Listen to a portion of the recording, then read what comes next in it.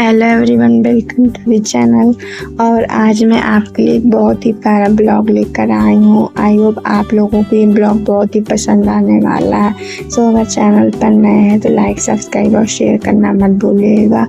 और ब्लॉग में काफ़ी इंटरेस्टिंग चीज़ें हैं। और हम लोग यूपी से हैं तो गाँव में काफ़ी रस्में होती हैं, तो मैं आपको इस ब्लॉग में दिखाने वाली हूँ।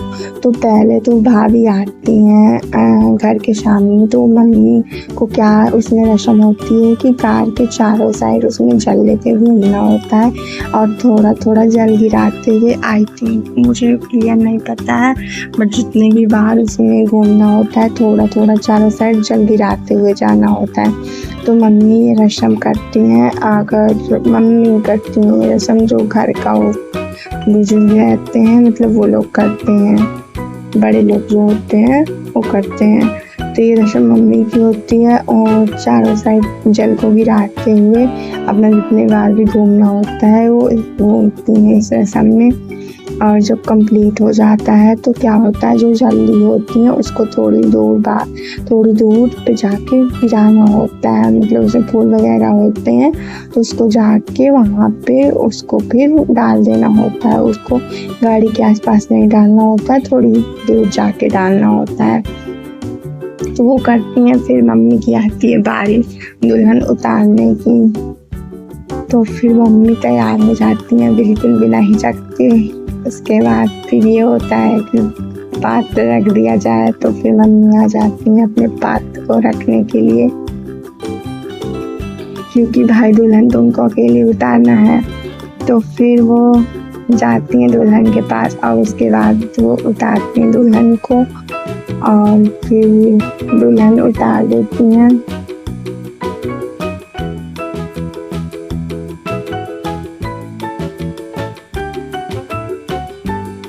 उसके बाद वो अपने साथ दुल्हन को फिर धीरे धीरे घर ले आती हैं।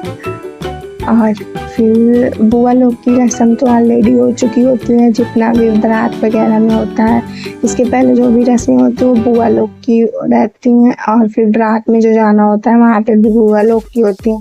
तो ये मम्मी की रस्म होती है और किसी की रस्म नहीं होती, तो ये काम मम्मी का ही होता है।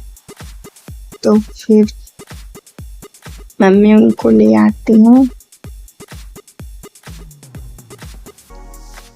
और फिर अब बारी आती है नंद की, तो उसमें नेगो भी लेना होता है। तो हम लोग भी काफ़ी अच्छे से सब जुगाड़ करके रखे थे।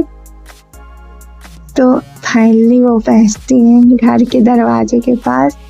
और फिर क्या होता है कि भाई साहब दूल्हा ही गायब होता है, तो फिर मैं देती हूँ हाथ दूल्हे को। उसके बाद फिर अब नेग लेना है, तो क्या होता है कि मेरे पापा और जो दूल्हा मतलब जो भैया होते हैं वो एक साइड रहते हैं, बाकी मौसी, मम्मी और मेरी कजिन। यहाँ पे एक दादी आई थी, वो बहुत अच्छी थी, वो मेरे साइड पूरी तरह ले रही थी। देखो कैसे मुझे डंडा खींच खींच के बोल रही है, ज़्यादा लेना बिटिया, ज़्यादा लेना।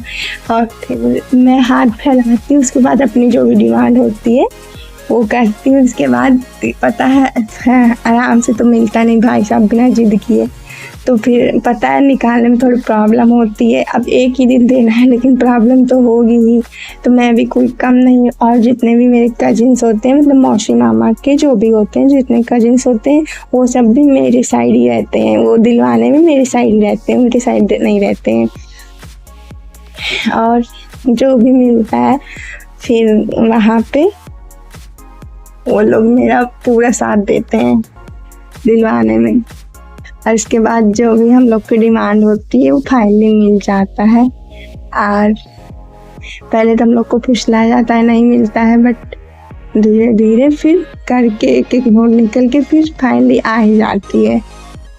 और उसके बाद मुझे एक मिलती है छोटी नोट, तो मैं उसको चेंज करवा के बड़ी नोट मांगती हूँ।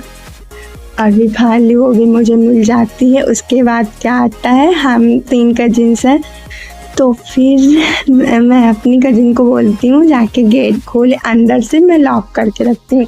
ये हम लोग का पहले से वो रहता है,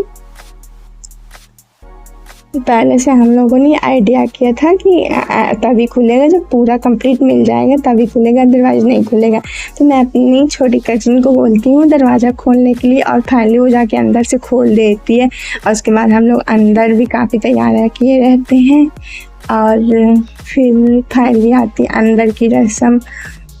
तो फिर मैं वहाँ पे थाली का टीका वगैरह तैयार करके रखी रहती हूँ, और भाभी के आते ही उसके बाद में वो जो टीका वगैरह होता है उसको मैं थाली बिल्कुल अच्छे से सजा करके फिर वहाँ पे ले आती हूँ।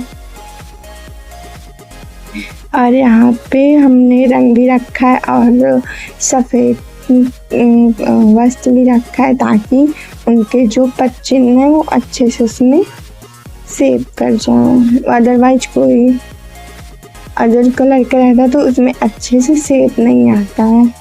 तो मैं फाइनली टीका करने के लिए जाती हूँ, और मैं कुछ मीठा भी वहाँ पे लेके जाती हूँ, बिकॉज शुभ होता है मीठा, अगर कुछ नया करना होता है तो मीठा ही देना चाहिए। तो वहाँ पे फिर दूल्हे का पता नहीं रहता, फिर आवाज़ देना होता है दूल्हे को भाई, और उसके बाद फिर कहीं से लोग आवाज़ दे के फिर ले आते हैं। उसके बाद टीका चंदन जो भी होता है, जो भी रस्में होती हैं वो करती हूँ अच्छे तरीके से।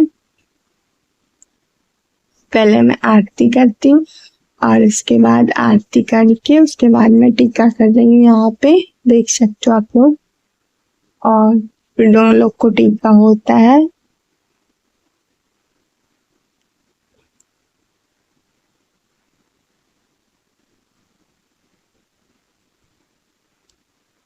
टीका करने के बाद वहाँ पे मैं थोड़ा सा फूल का छिड़काव भी करती हूँ दोनों लोगों के ऊपर, जो मैंने रोज का फ्लावर लेके रखा है वहाँ पे।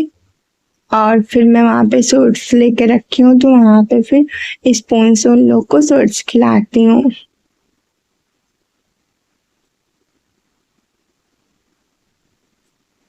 और इसके बाद उनका अंदर एंट्री करने की चांस आती है भाभी की, तो अंदर एंट्री करती हैं। बाद में ये बोल रही थी कि मुझे डर लग रहा था कहीं कुछ गड़बड़ न हो जाए, बट सब अच्छे से हो गया था, कुछ भी गड़बड़ नहीं हुआ था। और फिर मैं जो कपड़ा होता है वहाँ पे डाली हूँ, तो उसमें थोड़ा सा फ्लावर का छिड़काव कर देती हूँ, ताकि थोड़ा सा अच्छा लगे दिखने में। और फिर वो लोटिया को नीचे डालती हैं, जिसमें फूल और वो चावल डाला जाता है, और फिर वो उसमें थाली में पैर रखती हैं। जो रंग का घोल होता है उसमें वो पवित्र माना जाता है हम लोग के यहाँ। इसके बाद वो कपड़े पे पैर रखते हुए वो अंदर को प्रवेश करते हैं, और धीरे धीरे प्रवेश करती हुई वो अंदर को जाती हैं। और वो जहाँ जाती हैं, जहाँ पे हम लोग के भगवान होते हैं, वहाँ पे वो उनके चरण स्पर्श के लिए जाती हैं।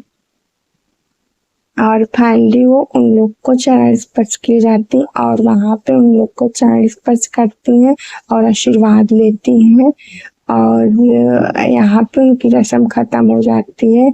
आई होप आप लोग को वीडियो अच्छा लगा होगा, और लाइक सब्सक्राइब करना मत भूलिएगा। Thanks for watching.